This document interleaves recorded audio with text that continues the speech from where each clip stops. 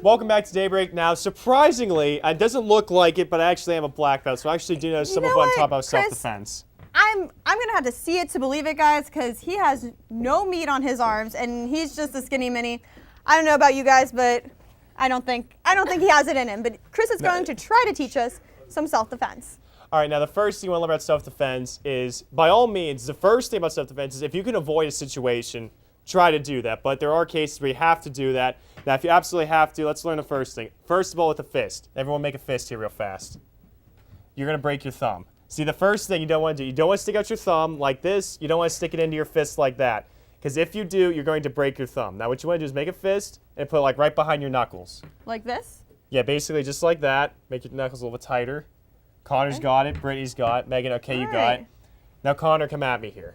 Oh. Actually, wait a second. Actually, first, before we get to that point, let's take a step back. Now, actually learn how to make a punch here, guys. You want to make it with your body. It's not about strength at all. It's about using your body's force to, like, you're going to get a nice little pose. You got your fist.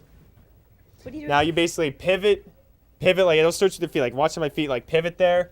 And then you also pivot your leg a little bit. And then when you get the fist, it's just quick jab. Megan has some quick jabs over Megan's there. got I'd be the quick afraid little to fight fist over her. here. Because that's all it is about, like, karate or any on it. form of self-defense. It's not brute strength. It's basically the speed of a punch, which then, because then bam, something like that, you knock the wind out of them.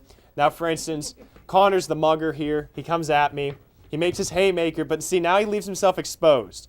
You can make like a bam right in the chest, or if you feel really threatened, you can make like a half fist like this. And it was something you can do. Now, this is, I would recommend only doing this if you absolutely feel like they are going to do something to you. You can make a strike towards the throat. It would cut off their, well, depending on how threatened you feel. Like, you can get out of the area then because it will, like, make a hit. It will cut off, like, a little bit of the breathing. It will stun them. They'll go down. You'll be able to get away. Get yourself to help.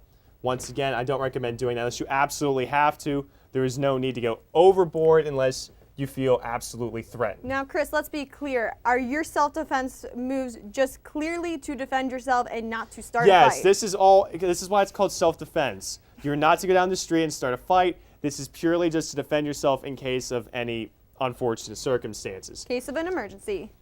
Now, another thing. Connor comes up to me again. He throws that little fist. Now, see, he's still open again. Another thing you can do if you don't want to use your fist because you just got your nails done at the salon, the elbow. You can come in here. Megan's a perfect example. Bam, there's an elbow. Connor's backing off from me now. He knows not to mess with me. He's not going to steal my purse. He's going to go away. I'm going to report him to the cops. And another strike. Okay, come back here. Just hold that arm out again. Connor made that little fist. Another thing that's easy to do, you make your palm like this. Just bam, right into the nose. See, once again, Connor, he's done. He goes away. I run to the cops. Once again, most importantly, it's just making sure the best way of self-defense is to keep yourself out of any situations.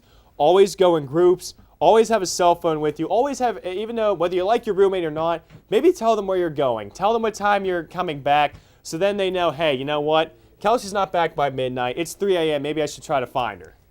Solid advice, Chris. So what is your favorite move to use against people? Well, I have had the nice fortune of not actually having to do any of this against anyone. All I ever did was spar and karate, so, I mean, those were some years ago. I was more of a kicker because, I mean, like doing soccer and everything, I like using the legs. I had the nice long legs. What does kicking let's shut them do? off a little bit. Now, kicking, come at me again here, Connor. I'm going to kick? No. Okay, you just stick out your arm like you did before. Connor comes in because he's a brawler. He's had a few too many beverages. Something you can do, this is dirty, but if it's effective, it's a guy, well, odds are if it's a guy. You can ditch your foot. You know where this is going. Connor's down. Connor's hurt. Connor's gone.